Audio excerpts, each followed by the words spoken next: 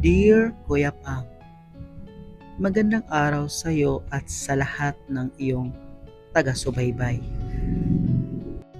Kuya Pam, nais ko pong magbahagi ng karanasan ko na di ko makakalimutan. Kaya naman ngayon, maglalakas loob ako na ibahagi ang kwento o ang sekreto ko na kailanman hindi ko kayang ikwento sa iba. Dito na lang since no judgment. Sorry kung medyo mahaba-haba ito. Oo nga pala, Kuya Pam. Pag-usapang pinsan, may kakaibang spark ito sa akin. Kaya ito na nga, balikan natin ang kwento ko noong 2013. Yes, Kuya Pam. Nangyari itong kwento ko noong 2013. That time, I decided to move to Manila kasi magka-college na ako.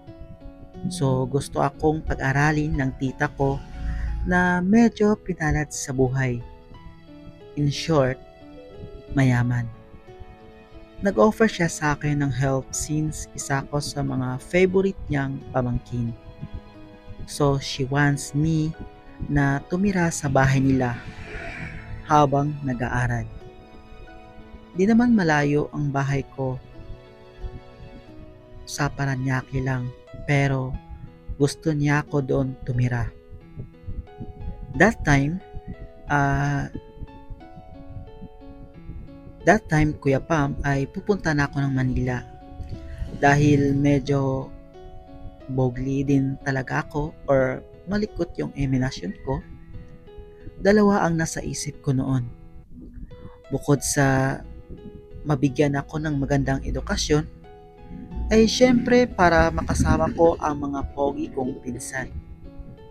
Yes, Kuya Pam, mapopogi ang mga pinsan ko. May lahi kasi ang asawa ng tita ko, White Arab. So, kayo na ang bahala mag-isip. I have 5 cousins. 5 boys sila lahat. So kung iisipin mo, ay talaga namang jackpot ako. Lol, ang sama ng isip ko. Pero, aarte pa ba ako? So, dagdag ko lang, Kuya Pam, kapalit ng pagpapaaral sa akin ng tita ko ay tutulong ako sa mga gawaing bahay niya.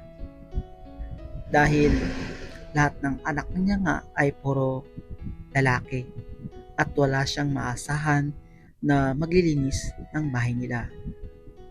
So ito na nga.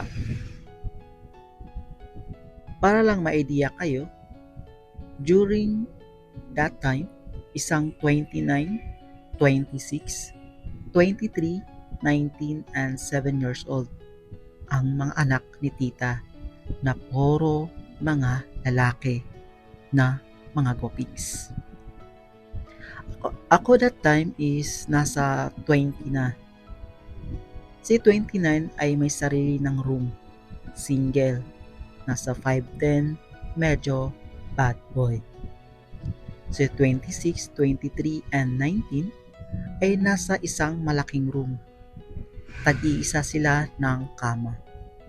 Si 26 ay nasa 6 foot, pinaka-pogi, kaso medyo may pagka-chubby. Pero si 23 ang pinaka-inaay ko ever since bata pa ako. He's like Donnie Panghilinan ng peg. Ganyan ang dating niya sa akin. Si 19, the unexpected guy na talaga nga namang umupogi lalo. Siyempre, di ko na isasama si 7 years old. Bata pa. Kidding aside, pero ngayon, I don't know. So, ito na nga. Yung tita ko, sinama ko sa room ng 3 kong pinsan. Sobrang mababait ang pinsan ko. wala silang pake kahit bakla ako. Nung nalaman nila na doon ako, medyo naging happy sila kasi kahit papano, may ibang tao sa bahay. Nilagyan ako ng foam sa gitna ng mga kama nila, so doon ako natutulog every night. Kuya Pam, walang mali siya kasi lalaki pa rin naman kami lahat. Since medyo madaldal si 26, tanong lang tanong siya sa akin kung marami na daw ba akong kaibigan na babae. Sabi ko naman, oo. Magaganda ang friends ko. Syempre, gano'n naman talaga pag bakla. Maraming magagandang friends na babae. Times goes by, medyo mas lumalim ang closeness namin ng magpipinsan ko. Lahat sila super close ko na. To the point, Kuya Pam, na parang kapatid nila ako na babae. Na pag nag-aaway sila, ako tong mas bata, ako pa ang sasaway sa kanila. Kasi siguro, iba ang kinakalakihan ko. Then one night, are you ready? Joke. Si 23 na super crush ko talaga ang talagang apple of the eye ko. Siguro kasi medyo malapit ang age namin. Mas close kami at ever since bata kami ang naglalaro ng robot. Mga 7 PM noon, dinner time, nasa taas siya at pinapatawag siya ng tito ko kasi kakain na. Never ko naman sila nahuli na may ginagawang anuman. Hanggang isang araw, ayun na nga, pagbukas ko ng pinto, nahuli ko siyang nilalaro ang kanyang saging. So nagkatitigan kami, Kuya Pam, mga 3 minutes din siguro. Then napaturn back ako kasi di ko expected eh. Pero that time, di ko mapigilan, Kuya Pam, ang bogli ko. First time ko makita ang pinsan ko na 23 years old na gumagawa ng ganon. So, medyo nahiya ako, so bumaba ako. Mga 15 minutes siguro bumaba na siya, so kumain na kami. Fast forward, isang beses na iwan kami sa bahay. Parehas lang kami nasa room. Nakahiga siya sa kama niya at ako naman sa foam. Around 3 PM yun. Kuya Pam, kitang-kita ko talaga ang tigas na banana niya na talaga namang bakat na bakat. Di ko alam kung sinasadya niya ito, pero tinitigan ko talaga ito. Parehas kami na ayaw mag-move. So nakatitig lang ako. Bahala na kung may ilang siya. Kasi that time, parang nanginig na ako. Di ako mapakali, as in parang nilalamig ako. Naglalaro sa isip ko ang mga bagay na di ko maipaliwanag. May halong kaba, excitement, at iniisip ko kung ano ba ang gagawin kong first move. Kasi Kuya Pam, parang nagkakahiyaan talaga kami.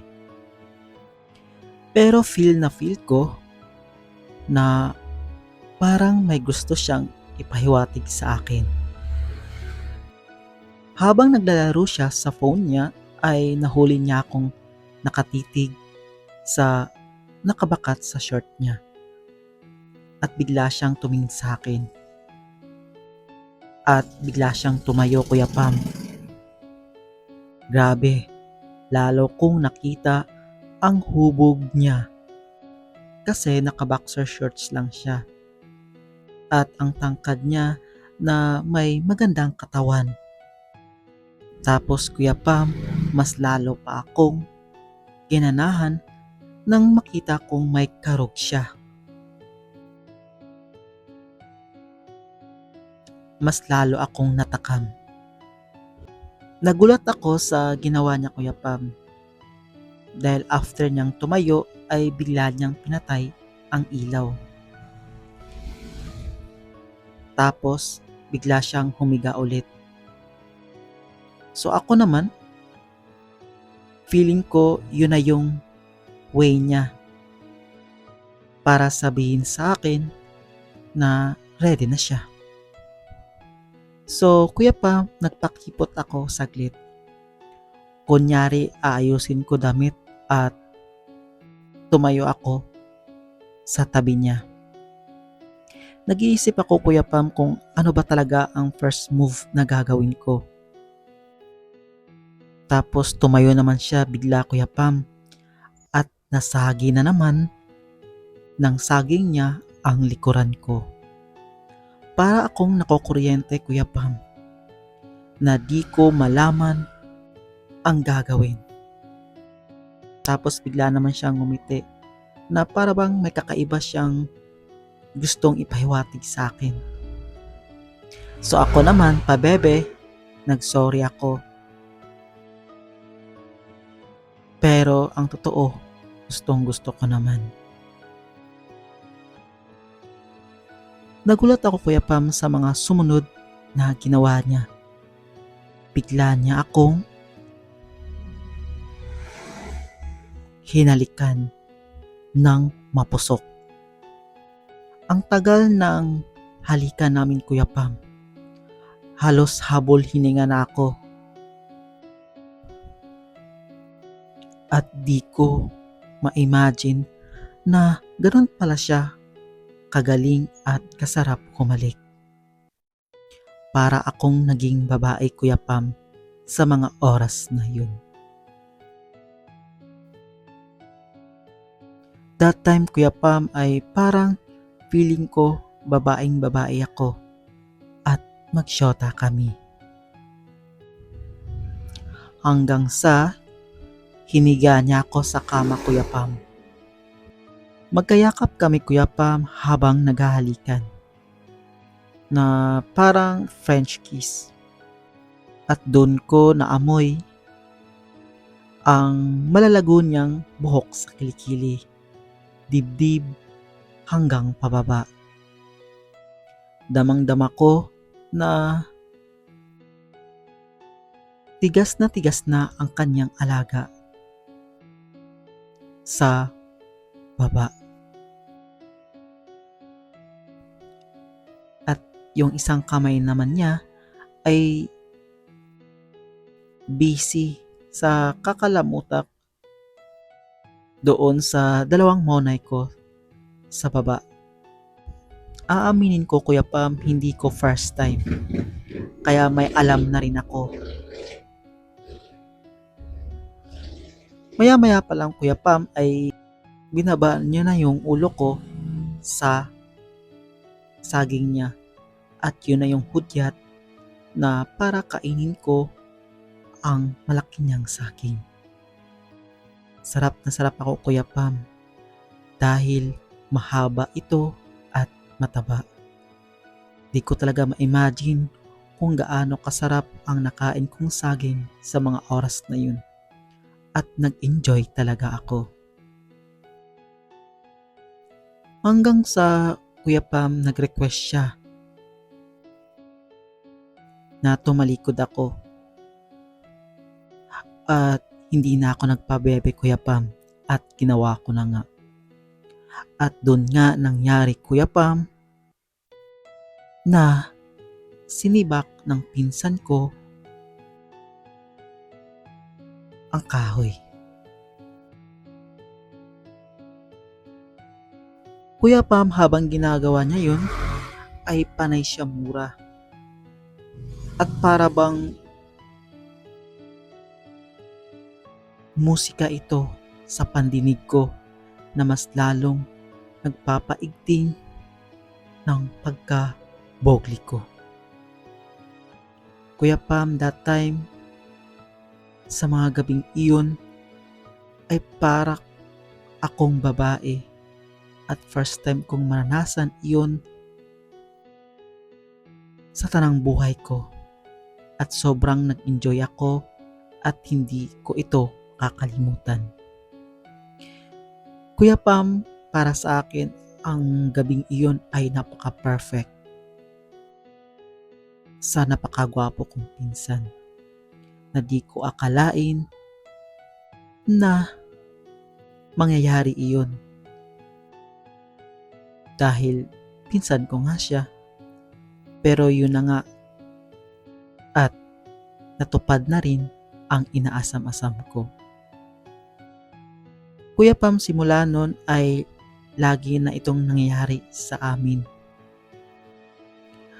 At napadalas na nga at para bang nag-enjoy kami sa isa't isa. Kuya Pam, simula nun ay napadalas ang pangyayari sa amin ng mga sumunod na araw. At ito ay naging sekreto lang namin sa iba naming pinsan. Pero di ko akalain na umpisa pa lang pala iyon sa pangyayari ko sa pinsan ko. Kuya Pam, maraming salamat sa oras at magpapaunlak na ibahagi ang kwento ko. Next time naman Kuya Pam, ibahagi ko naman ang karanasan ko din sa iba ko pang pinsan. Yes Kuya Pam, tama ang narinig mo. Hindi lang si 23 na pinsan ko, hindi lang sa 23 years old na pinsan ko ang nangyaring ito, kundi nasundan pa ito ng iba ko pang pinsan na kapatid niya. Maraming salamat Kuya Pam at God bless sa iyong channel. Lubos na gumagalang. Alright, maraming salamat sa pagbahagi ng iyong kwento. Kung sino ka man na avid listeners natin at avid viewers natin, maraming salamat sa pagbahagi ng part 1 ng iyong istorya sa kalandian mo sa iyong pinsan. Okay, so hindi na bago sa atin guys yung mga ganitong kwento about sa mga tinatawag na incest, okay, na about sa pinsan. So far, marami na tayong na-feature na mga stories about sa magpipinsan, okay. So, dito nga, pinaliw may 5 siyang pinsan, yun nga 29, 26, 23, and then may 19 years old. Then the last is 7 years old. So, siya ay 20 years old. So, ang unang nakabiyak sa kanya is yung 23 years old niyang pinsan. So, sabi niya, kamukha daw or kahawig ni Donnie Pangilinan. So, kung i-imaginein mo si Donnie Pangilinan, masarap na pinsan nga, tapos matangkad pa. Like 6 footer. So, mapapasana all ka na lang talaga sa ating letter sender. Alright? So, maraming salamat sa iyong pagbahagi. So, kwento mo yan. Then, that time, 20 years old ka na. So, maisip ka na. Okay? So, kung nagawa mo yung mga bagay na ganito, so, ginusto mo ito and then, wala rin yung mawawala sa'yo kasi bakla ka na at tanggap ka nila. So, ang mapapayo ko na lang is good luck. Hindi kita kumbaga ano bang tawag to? Wala ka namang nabanggit sa letter mo kung tama or mali ba, kung gusto mo ba ng help para sa amin mga viewers, lalo na sa akin, kung may gusto ka bang wala ka naman nabanggit na gusto mo nang tayuhan ka namin. So far, kung ginusto mo yun, so nasa sayo na yun. Okay? So, maraming salamat ulit sa iyong pagbahagi ng ah, karanasan mo sa buhay. At maraming salamat sa pagtiwala sa amin. So, at dito na nga nagtatapos ang ating kwento. Maraming salamat. Have a good day to all. God bless us all. And mabuhay. Bye-bye guys. See you for the next kwentuhan dito lang sa Kuya Pam or Pam TV.